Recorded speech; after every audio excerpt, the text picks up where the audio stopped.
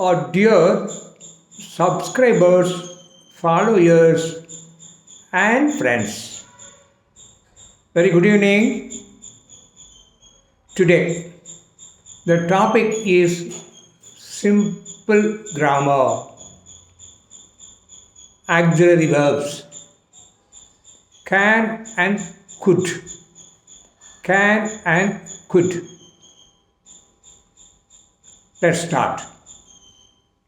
The verbs can and could are modal verbs also. They are used to express ability, possibility, and permission, etc. The verb can is in the present form, could is in the past form. Understand? These are all very simple to handle. In this way I will tell. The can and could என்பது auxiliary verb as well as modal verbs. இது எதற்காக பயன்படுத்துகிறோம் என்று சொன்னால், முடியும், ஆற்றக்கூடியது, ability, தன்னுடைய திறமைகளை வெளிப்படுத்தி கொள்ள அந்த ஆங்கிளில் இது பயன்படுத்தலாம். பாசிபிலிட்டி, நடக்கக்கூடியது, அண்ட் பர்மிஷன், அனுமதி பெறுவது, கொடுப்பது, இது போன்றெல்லாம் நாம் இதை பயன்படுத்தலாம். கேன் என்பது ப்ரெசன்ட் ஃபார்மில் இருக்கிறது, குட் என்பது past form. So let's see some examples. You see, I can speak French well. I can speak French well.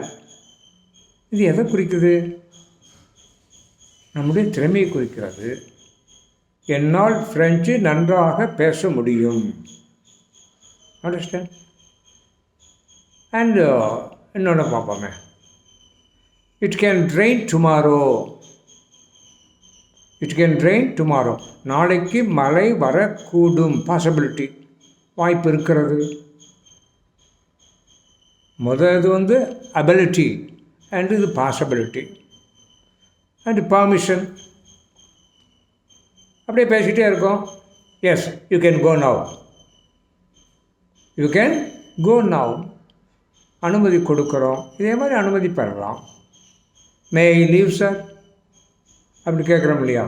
அந்த மாதிரி கேன் ஐ மூவ் சார் கேட்கலாம். ஸோ இதெல்லாம் அந்த கான்டெக்ஸ்ட்டை பொறுத்து we can use all these things.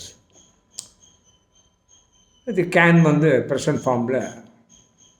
இந்த good use பண்ணும்போது கொஞ்சம் அவேராக இருக்கணும். இது பாஸ்ட் ஃபார்ம் தான், சந்தேகமே கிடையாது. ஒரு கடந்த காலத்தில் நடக்கக்கூடிய எபிலிட்டியை பற்றி. You see, I could run faster when I was younger. I could run faster when I was younger. நான் இளமையாக இருக்கும் பொழுது வேகமாக ஓட முடிந்தது. பாஸ்ட் டென்ஸில் ஒரு ஃபீச்சர் ஃபார்மாக அதை வச்சு சொல்கிறோம். முடியும், அபிலிட்டி. அந்த காலத்தில் அது பாஸ்ட்டு. அதுலேயும் அதை நம்ம என்ன பண்ண ஃபியூச்சராக பார்த்து சொல்லிக்கிட்டு இருக்கோம். I could run faster when I was younger. இதை ப்ரெசன்ட் ஃபார்ம்லேயும் நாம் சொல்லலாம். இப்போ நம்ம ஒரு டேபிளில் உட்காந்து சாப்பிட்டுட்ருக்குறோம். ஸோ அங்கே ஒரு உப்பு அங்கே இருக்குது. அந்த உப்பை இங்கே கொஞ்சம் பாஸ் பண்ண முடியுமா, கொஞ்சம் தள்ளி விட முடியுமா அப்படின்னு கேட்குறோம் இல்லையா? could you pass the salt? could you pass the salt? அந்த சால்ட் எப்படி கொஞ்சம் பாஸ் பண்ண முடியுமா அப்படின்னு ப்ரெசண்ட்டில் ஒரு ரிக்வெஸ்ட் ஃபார்மில் கேட்குறோம். இதே இது இப்படியும் சொல்லலாம். வேற ஒரு உதாரணத்தின் மூலமாக, it could B a problem. இது ஒரு பிரச்சனை தான். குட் என்னங்க பாஸ்ட் டென்ஸு. ஆனால் இங்கே என்ன சொல்லிக்கிட்டு இருக்கிறோம்? It could be a problem சொல்கிறோமா இல்லைங்களா? ஸோ இதில் ரொம்ப ரொம்ப முக்கியம் present tense and past tense. அதை கான்டெக்ஸ்ட்டை வச்சுக்கிட்டு நாம் பார்க்கலாம். இதில் இந்த கேனுக்கும் மேய்க்கும் ஒரு சின்ன வித்தியாசம், ஆனால் உங்களுக்கு எல்லாம் புரியும். மே ஐ வாக் இதுக்கும் கேன் ஐ வாக் என்ன வித்தியாசங்க? நம்ம ஆழ்ந்து பார்த்தா வித்தியாசம் இருக்கிறது. ரெண்டும் ஒன்றா தெரியும். May I walk, may I move, may I go, can I go அப்படியெல்லாம் நம்ம கேட்குறோம். ஸோ அது ஆனால் கொஞ்சம் வித்தியாசம் இருக்கிறது. இப்போ பாருங்களேன், ஒருத்தர் ஆக்சிடெண்ட் ஆகி கட்டில் படுத்திருக்காரு. அவர் இப்படி கேட்குறாரு, can I walk sir? Doctor, can I walk sir?